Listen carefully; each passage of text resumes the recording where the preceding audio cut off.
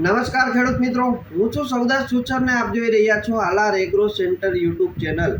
ખેડૂત મિત્રો, આજના વિડીયોની અંદર વાત કરવાની છે કે વધારે પડતા વરસાદના કારણે મગફળીનો પાક છે પીળો પડી રહ્યો છે। હવે આ મગફળીનો પાક પીળો પડી રહ્યો છે એના માટે શું કરવું જોઈએ?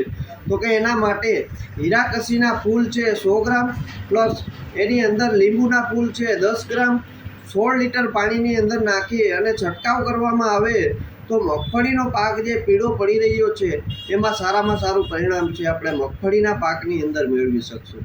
ત્યાર પછી બીજી દવાની જો વાત કરીએ તો ફેરસ સલ્ફેટ કરીને ફેરસ સલ્ફેટ 12% આવે છે, એ પંપની અંદર 25 થી 30 ગ્રામ રાખી અને ઘાટોથી કરી અને છંટકાવ કરવામાં આવે તો આ મગફળીનો પાક જે પીળો પડી રહ્યો છે એમાં સારામાં સારું પરિણામ છે આપણે મગફળીના પાકની અંદર મેળવી શકશું।